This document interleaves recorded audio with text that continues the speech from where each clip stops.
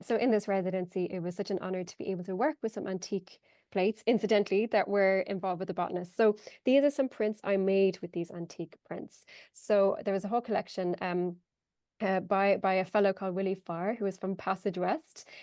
He got given a collection of botanists' I suppose, records of negative glass plates that a botanist had taken on his botany travels in Singapore and Vietnam and places in the East.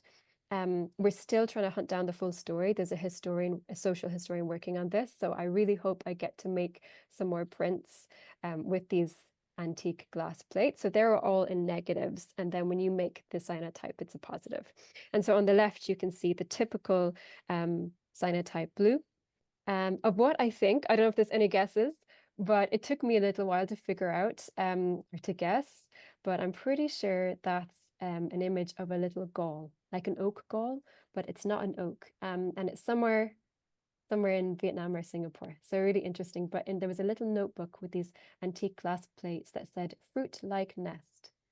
And so that was the clue. And I looked at it again, I thought, oh, I think that's a gall. So that's a cyanotype print of one of these antique plates. And on the right, we see a botanist at work in one of those jungle places. I'm not sure which country. We're hoping maybe an historian can look at it more closely, or maybe even some of the plants depicted in the plates. Yeah, it's so you notice the change in color. And so this was my real opportune moment to merge my knowledge of plant pigments and dyes with the typical cyanotype blue, because the thing is, artists are often there are some toning that has been done, of course, historically and throughout the years with cyanotypes, but not really merging plant dyes. It's just not very common. So, or known about, I should say, until now. So on the right, this plate is toned with something very local to Ireland. It's toned, or you could say naturally dyed. The print is dyed or toned in term. The toning, the word tone is the photographic term.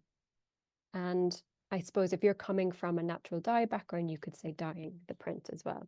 So this right-hand plate is toned with elderflower, so a very native and local plant to us.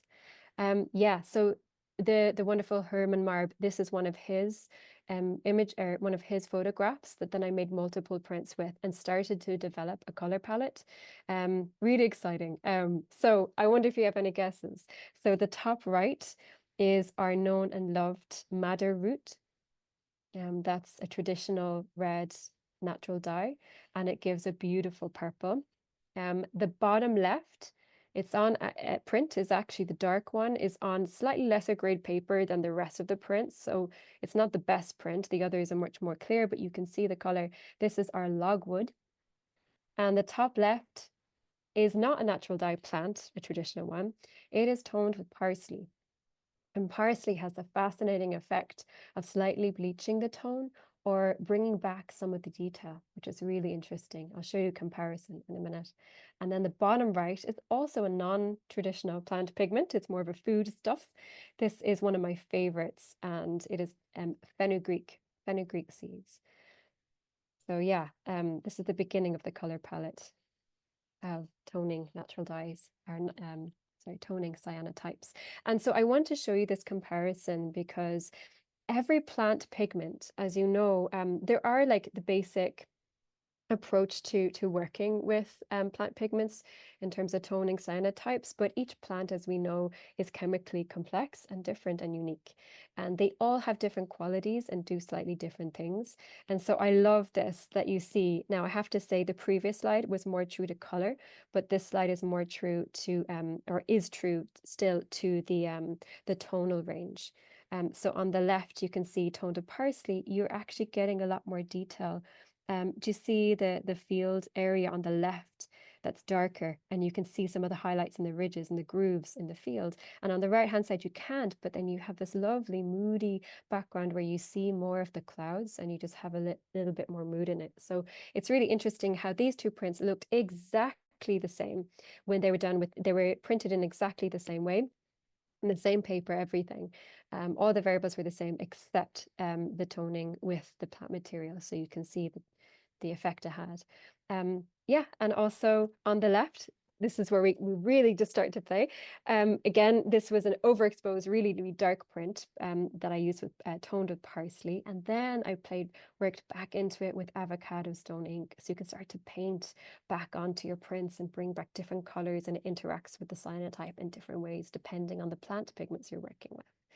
And on the right-hand side, same image, but a different print. And some plants have the really unusual and wonderful effect of creating what's called a split tone, which is where you actually start to get multiple colors in the print. You see the bottom half is a darker red, and then it shifts to a purple.